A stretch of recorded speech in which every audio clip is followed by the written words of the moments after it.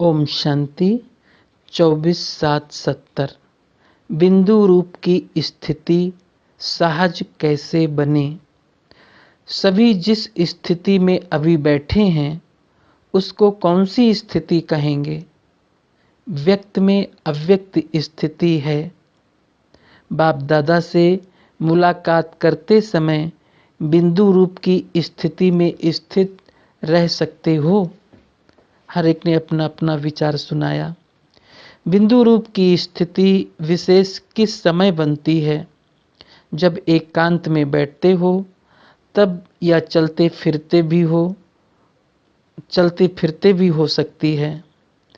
अंतिम पुरुषार्थ याद का ही है, इसलिए याद की स्टेज व अनुभव को भी बुद्धि में स्पष्ट समझना आवश्यक है। बिंदु रूप की स्थिति क्या है और अव्यक्त स्थिति क्या है, दोनों का अनुभव क्या क्या है।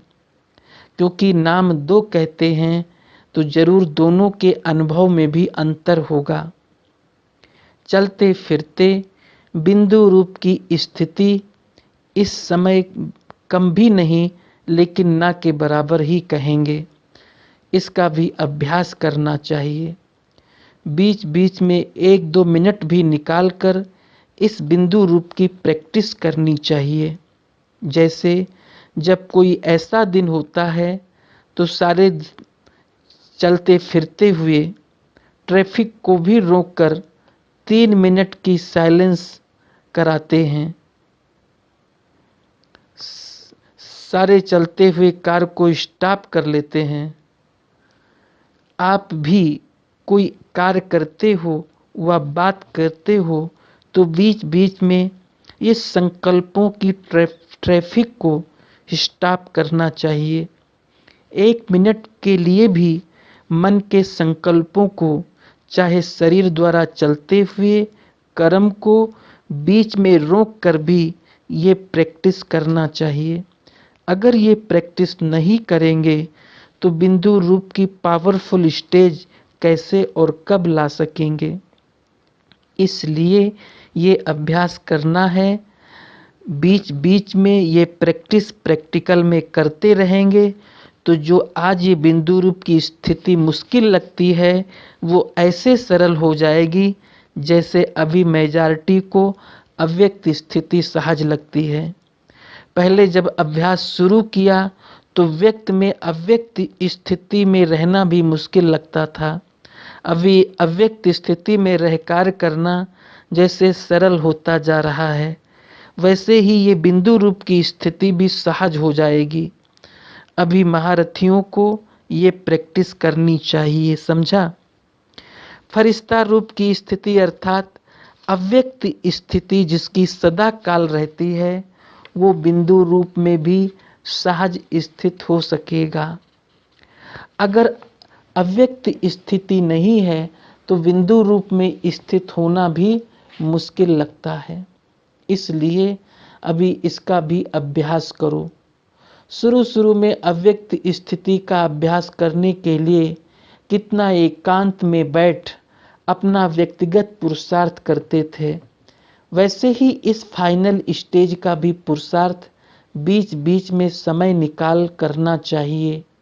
ये है फाइनल सिद्धि की स्थिति। इस स्थिति को पहुंचने के लिए एक बात का विशेष ध्यान रखना पड़ेगा। आजकल वो गवर्नमेंट कौन सी स्कीम बनाती है, उन्हों के प्लान्स भी सफल तब होते हैं जब पहले ये लक्ष्य रखते हैं कि सभी बातों में जितना हो सके इतनी बचत हो। बचत की योजना भी करते हैं ना, समय बचे, पैसे बचे, एनर्जी भी बचत करना चाहते हैं। एनर्जी कम लगे और कार्य ज़्यादा हो, सभी प्रकार की बचत की योजना करते हैं। तो अब पांडव गवर्नमेंट को कौन सी स्कीम करनी पड़े, ये जो सुनाया कि बिंदु रूप की संपूर्ण स्थिति की अवस्था को प्राप्त करने के लिए पुरुषार्थ करना पड़े। अभी जिस रीति चल रहे हैं उस हिसाब से तो सभी यही कहते हैं कि बहुत बिजी रहते हैं, एकांत का समय कम मिलता है। अपने मनन का समय भी कम मिलता है, लेकिन समय कहाँ से आएगा। दिन प्रतिदिन सर्विस भी बढ़ती जानी है और समस्याएं भी बढ़ती जानी है, और ये जो संकल्पों की स्पीड है वो भी दिन प्रतिदिन बढ़ेगी। अभी 1 सेकेंड में जो 10 संकल्प करते हो उसकी डबल ट्रिपल स्पीड हो जाएगी। जैसे आजकल जनसंख्या का हिसाब निकालते हैं ना कि एक दिन में कितनी वृद्धि होती है, यहाँ फिर ये संकल्पों की स्पीड तेज होगी। एक तरफ संकल्पों की, दूसरी तरफ इविल स्पिरिट्स आत्माओं की वृद्धि होगी। लेकिन इसके लिए एक विशेष अटेंशन रखना पड़े जिससे सर्व बातों का सामना कर सकेंगे। वो ये है कि जो भी बात होती है उसको स्पष्ट समझने के लिए 2 शब्द याद रखना है, एक अंतर और दूसरा मंत्र। जो भी बात होती है उसका अंतर करो कि ये यथार्थ है या अयथार्थ है, बाप दादा के समान है व नहीं, बाप समान है व नहीं। एक तो हर समय अंतर करके उसका 1 सेकंड में नॉट या डॉट करना नहीं है तो फिर डॉट कर देंगे, करना है तो करने में लग जाएंगे। तो नॉट और डॉट ये भी स्मृति में रखना है। अंतर और मंतर ये दोनों प्रैक्टिकल में होंगे, दोनों को भूलेंगे नहीं तो कोई भी समस्या व कोई भी इविल स्पिरिट्स सामना नहीं कर सकेगी। 1 सेकंड में समस्या भस्म हो जाएगी। इविल स्पिरिट्स आपके सामने ठहर नहीं सकती, तो ये पुरुषार्थ करना पड़े, समझा। इविल स्पिरिट्स का रूप कौन सा है? उनका रूप है किन्हीं आत्माओं में प्रवेश होना। लेकिन इविल स्पिरिट्स का कुछ गुप्त रूप भी होता है।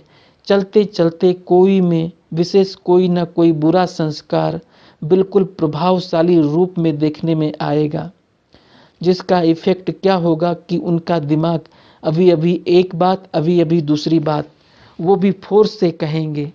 उनकी स्थिति भी एक ठिकाने टिकी हुई नहीं होगी। वो अपने को भी परेशान करते हैं, दूसरों को भी परेशान करते हैं।